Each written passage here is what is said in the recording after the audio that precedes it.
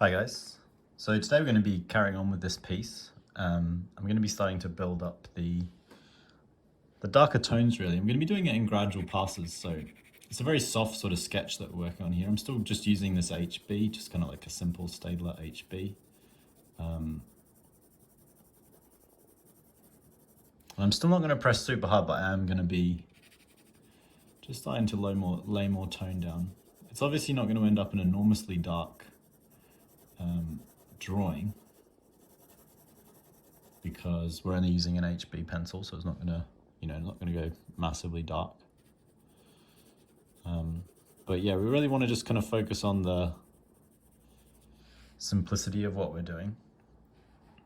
And as always, like with pencil, you can kind of give the impression of more contrast if we think about how we're controlling all of our tones.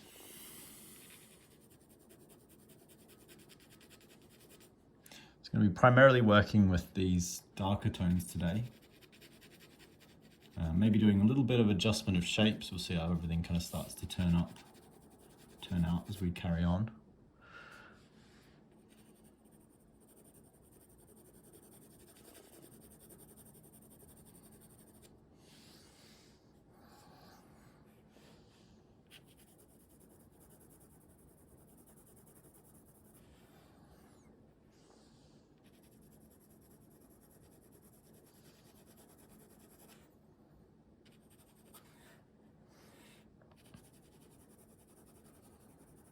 So this is sort of like the stage, if you've watched more of my videos, that are sometimes referred to as sort of finding variations within the darks, which is a fairly kind of common term for this sort of part of the drawing or painting.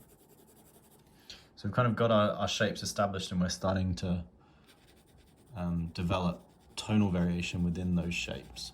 So a little bit of tonal variation kind of suggested from the first session, but not an enormous amount.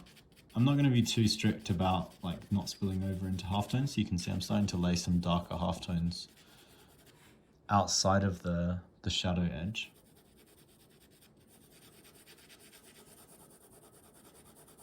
So I can sort of work my way back and forth over this, kind of from the shadow into the halftones and so on.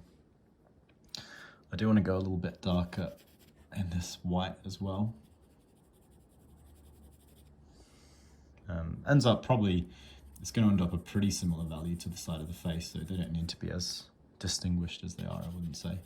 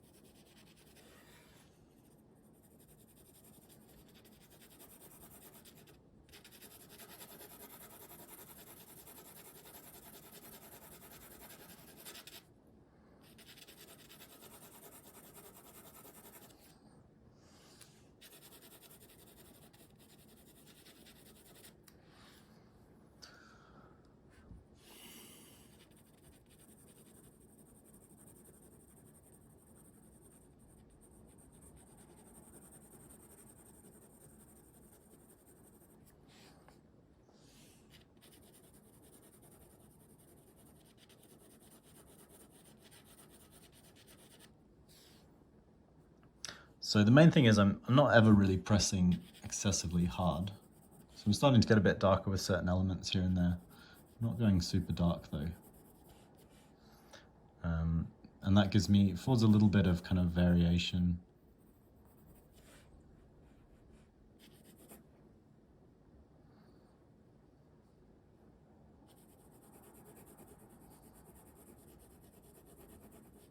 Or a little bit of time as I kind of build up these variations to kind of check I'm not going too dark or not making something sort of out of place. And maybe drop this, I think this, now I'm starting to kind of get some more tone in it. I feel like maybe this shape here could do with being a little bit lower.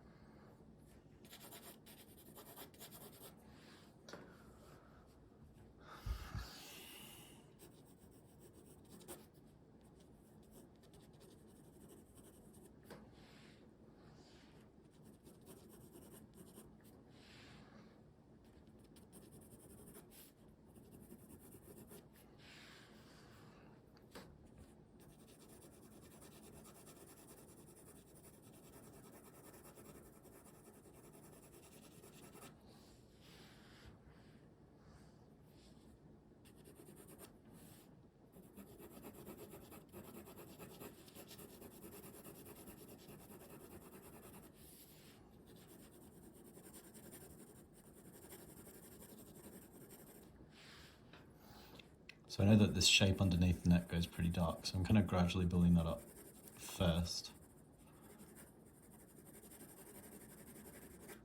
Or before I work a great deal more on the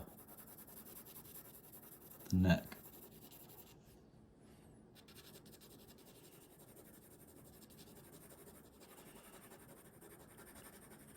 Just because I'm reasonably confident with the placement of it.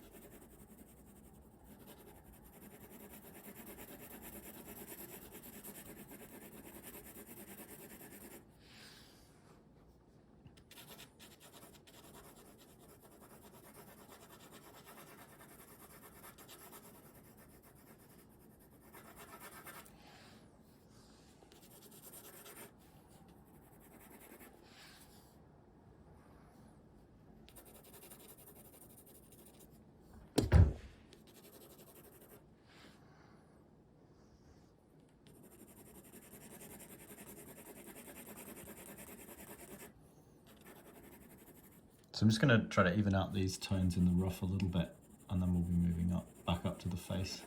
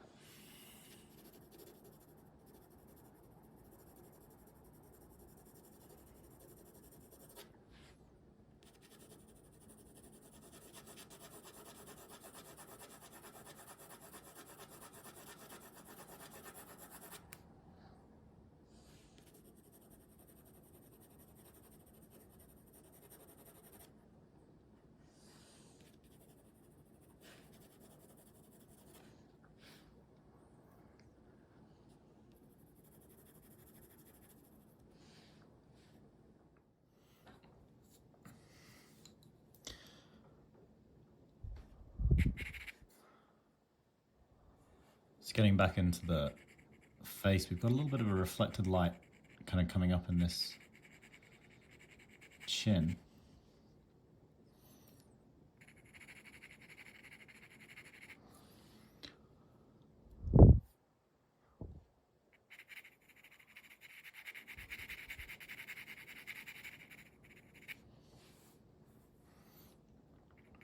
means it gets a little bit lighter. So it's sort of lighter here where the light is reflecting up from that rough.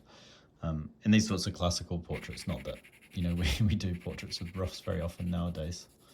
But one of the reasons they like to use roughs actually in a lot of older portraiture, or just white colours or white clothing underneath the chin generally, was because of the fact that it created these kind of bouncing lights in the chins, rather than the chin kind of merging as it would if the neckline was darker. It kind of pops out a bit, it's kind of like a nice element. You do still sometimes see it in sort of even photography for magazines and so on nowadays, like portraits that are a bit more thought out. They will do that. Obviously, photographically, it's the same as in a painting, like a realist painting like this. So I'm just going to merge. It's called unifying, so I'm just kind of doing a few passes over the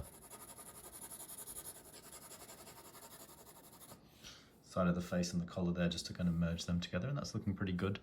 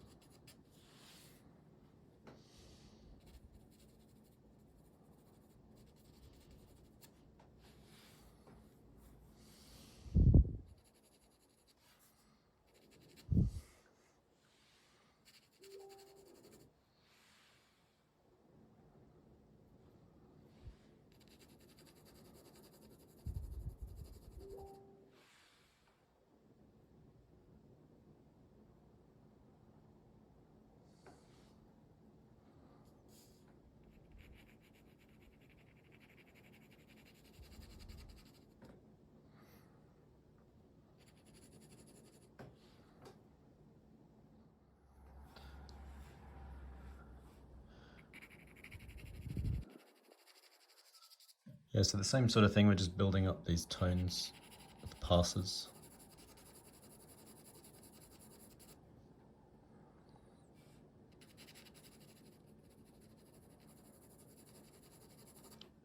And it's starting to kind of give the sense of the creases in the face, just working on these shadows. So I've not really worked in the halftones, or technically kind of touched the lighter bits, but just kind of going through and finding what's going on in the shadows. We find out a lot about what's going on in the lights as well. So one of the reasons we kind of work in the shadows first is that we try to do a lot of work with the lights.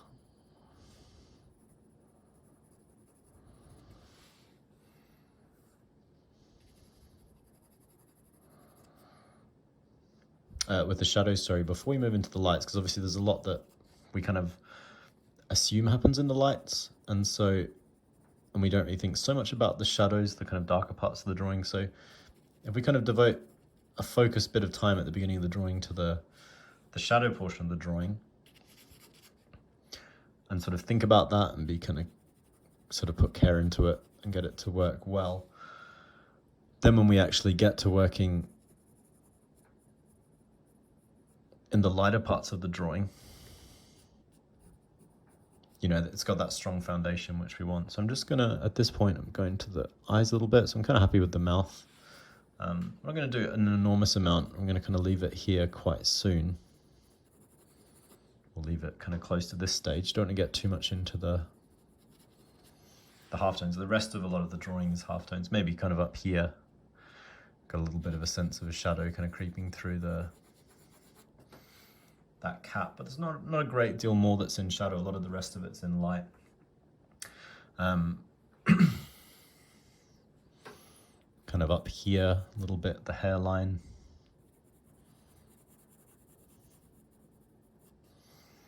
That can punch a little bit darker.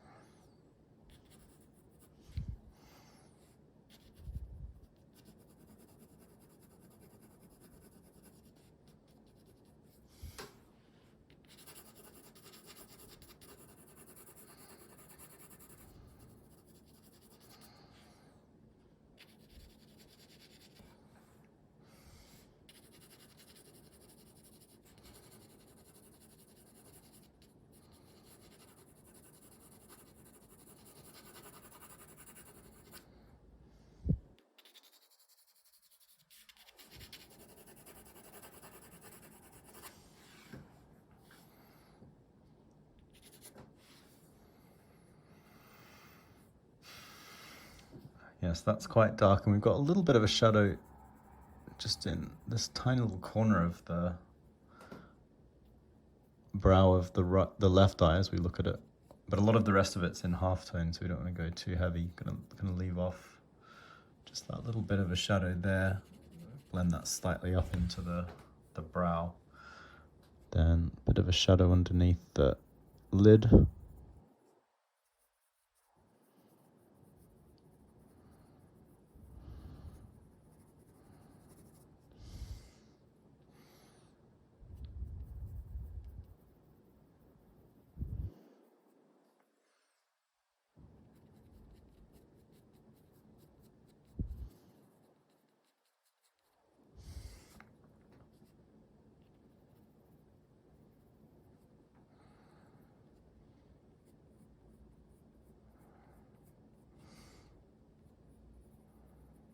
A little bit of further development in the iris and the pupil as well.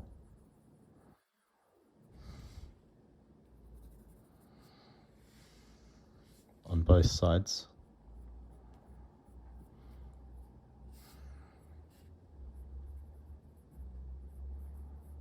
There's a little bit more going on in that left-hand eye as well, so I'm just gonna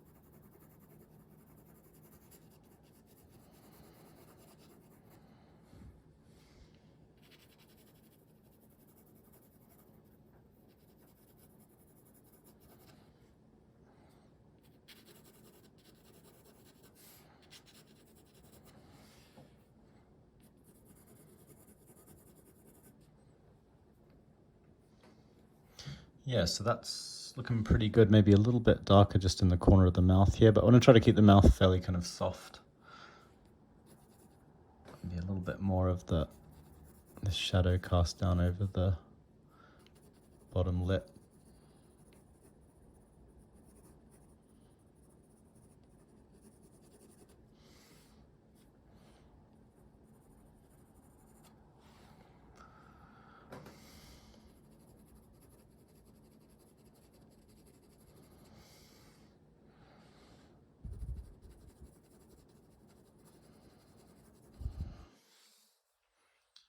And a little bit more, maybe just the tip of the nose. Create a sense of that kind of curving forward a little bit more. That maybe seems the most different, I think, is the kind of shape of the nose, but we'll probably have a little look at that next week.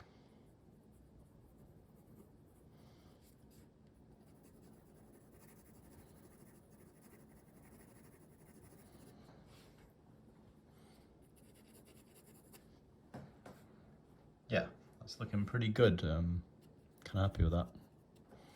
Good point to stop, I think.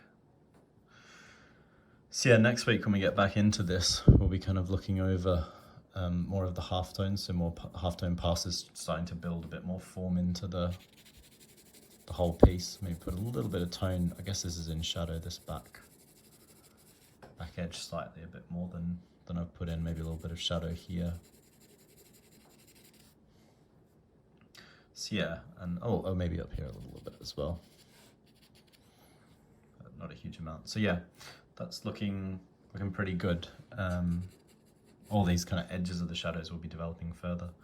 But yeah, for now, yeah, I'm pretty happy with that. So yeah, just kind of work alongside. You can use that reference that I've got the link up for. As always, you can pop questions, ask me questions if you're on the OCAD course directly, or you can put them as some little comments on the YouTube. And obviously you can subscribe to our YouTube if you want to see more videos like this from myself and other tutors. Keep up to date with everything as it comes out if you want to watch through older ones. And you can also, if you're interested in our paid qualifications, got a range of options for students at all levels. You can click the link through and see what's on offer. But yeah, that's it for this week, and I will be seeing you guys soon.